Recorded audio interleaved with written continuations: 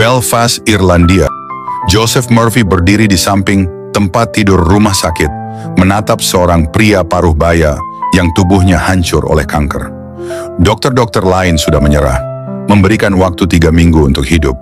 Tapi Murphy tidak putus asa.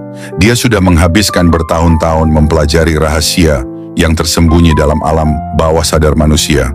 Malam itu dia akan membuktikan teorinya yang paling radikal. Pikiran bawah sadarmu adalah apotik terbesar di dunia. Di dalamnya tersimpan setiap obat yang pernah kamu butuhkan. Murphy mendekati pasien itu dan berbisik, "Tutup matamu. Bayangkan di dalam tubuhmu ada sungai emas yang mengalir, membersihkan setiap sel yang sakit. Rasakan kehangatan penyembuhan mengalir dari kepala hingga kaki." Setiap malam selama 2 minggu, Murphy datang. Tidak membawa obat, tidak melakukan operasi, hanya membimbing pikiran pasien itu untuk menciptakan gambaran penyembuhan yang sempurna. Yang terjadi selanjutnya membuat seluruh rumah sakit terdiam. Tumor mengecil 60% dalam 2 minggu. 3 bulan kemudian, scan menunjukkan hasil yang mustahil. Tubuh pria itu bersih total dari kanker. Dokter-dokter senior mengatakan itu keajaiban. Murphy tahu itu bukan keajaiban. Itu ilmu pengetahuan yang belum dipahami dunia. Dari situlah dimulai obsesi Murphy untuk memahami mesin paling powerful di alam semesta. Pikiran bawah sadar manusia. Dia menemukan pola yang mencengangkan. Pikiran sadar itu seperti CEO perusahaan, membuat keputusan dan menganalisis. Tapi pikiran bawah sadar, dia seperti seluruh karyawan yang benar-benar menjalankan perintah.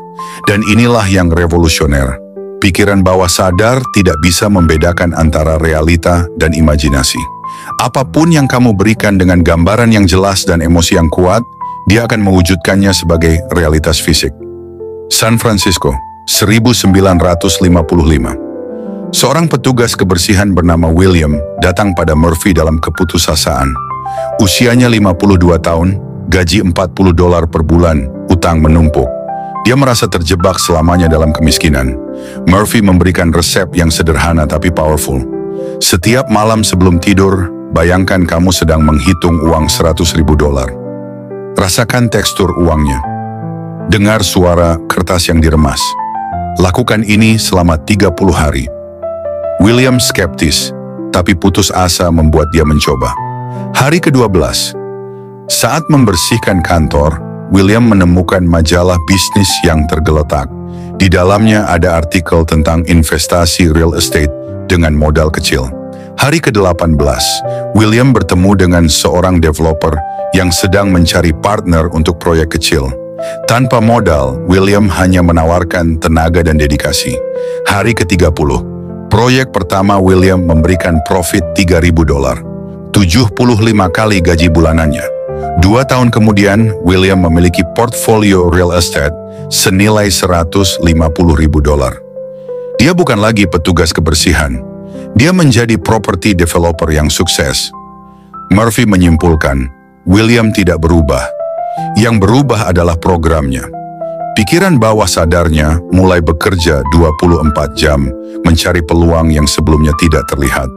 Los Angeles, 1958. Helen, 34 tahun, datang pada Murphy dengan mata yang mulai buta akibat glaukoma. Dokter mata terbaik sudah memvonis, dalam 6 bulan, Anda akan kehilangan penglihatan sepenuhnya. Helen adalah seorang ibu dengan 3 anak kecil. Dia tidak bisa menerima vonis itu. Murphy mengajarinya teknik mental movie.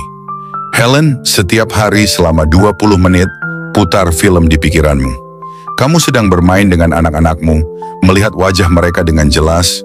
Kamu sedang membaca buku, mengemudi mobil, melihat matahari terbenam dengan mata yang sehat dan jernih.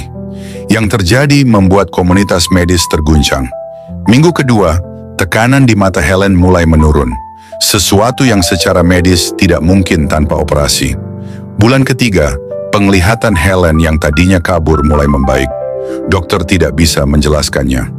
Bulan ke-6, scan mata menunjukkan hasil yang impossible. Glaukoma Helen menghilang sepenuhnya. Dr. Peterson, dokter mata yang menangani Helen, menulis dalam jurnal medis.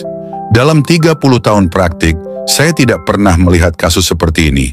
Secara ilmiah, Ini tidak masuk akal, tapi faktanya ada di depan mata. Murphy mengembangkan formula yang dia sebut scientific prayer. Ada 4 langkah. Pertama, relax, masuk ke alpha state.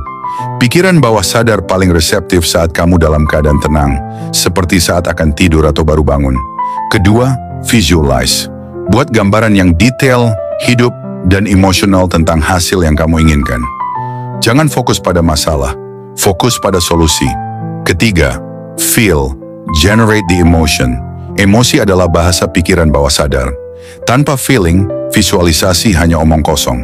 Keempat, release, let go and trust. Setelah kamu order, jangan cemas tentang how atau when. Biarkan pikiran bawah sadarmu bekerja. Detroit 1962. Robert, seorang engineer di Ford Motors, stuck di posisi yang sama selama 8 tahun.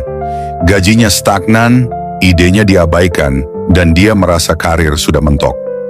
Murphy mengajarinya the executive visualization. Setiap pagi dalam perjalanan ke kantor, bayangkan kamu duduk di ruang meeting sebagai chief engineer. Rasakan kepercayaan diri, respect dari kolega, dan kepuasan dari proyek-proyek besar yang kamu pimpin. Minggu ketiga, Robert mulai mengajukan ide-ide yang lebih berani di meeting. Sebelumnya dia selalu pendiam. Bulan kedua, salah satu ide Robert tentang efisiensi engine menarik perhatian Vice President. Bulan keempat, Robert dipromosikan menjadi senior engineer dengan kenaikan gaji 40%. Tahun kedua, Robert menjadi chief engineer termuda dalam sejarah Ford, memimpin tim 50 orang untuk proyek mobil revolusioner. Yang mencengangkan, Robert tidak belajar skill baru atau mengambil kursus tambahan. Yang berubah adalah mental programming yang membuat dia bertindak, berbicara, dan berpikir seperti seorang leader. Murphy menemukan bahwa pikiran bawah sadar bekerja melalui 3 mekanisme. Pertama, psychosomatic healing. Pikiran bawah sadar mengontrol 95% fungsi tubuh dari sistem imun hingga regenerasi sel. Gambaran mental yang powerful bisa memicu self-healing mechanism yang luar biasa. Kedua, reticular activating system. Otak kita menyaring 99% informasi yang masuk. Tapi ketika pikiran bawah sadar diprogram dengan tujuan tertentu, RAS akan membuat kita melihat peluang yang sebelumnya tidak terlihat. Ketiga, quantum entanglement of consciousness. Murphy percaya bahwa pikiran bawah sadar terhubung dengan universal mind, sebuah field energy yang mengatur sinkronisitas dan coincidences dalam hidup. Tapi tidak semua eksperimen Murphy berakhir bahagia. Dia juga menemukan sisi gelap dari power pikiran bawah sadar. Margaret, 45 tahun, adalah seorang ibu yang selalu cemas berlebihan tentang keluarganya. Setiap hari dia membayangkan skenario terburuk yang bisa menimpa suami dan anak-anaknya. Hasilnya mengerikan. Dalam 2 tahun, suaminya mengalami kecelakaan mobil, anak sulungnya putus sekolah karena masalah narkoba, dan anak bungsunya didiagnosa penyakit langka. Murphy menyadari, pikiran bawah sadar tidak membedakan antara apa yang kamu inginkan dan apa yang kamu takuti. Dia hanya mewujudkan apa yang kamu bayangkan dengan intens.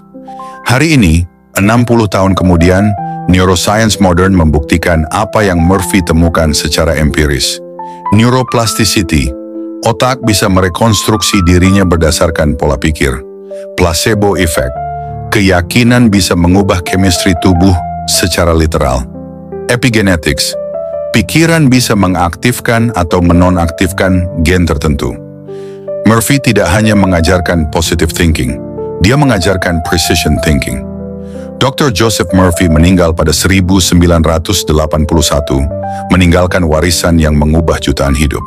Pertanyaan terakhir yang dia ajukan kepada dunia, jika kamu sudah tahu bahwa pikiranmu adalah teknologi paling powerful di alam semesta, mengapa kamu masih menggunakan default programming yang diciptakan orang lain?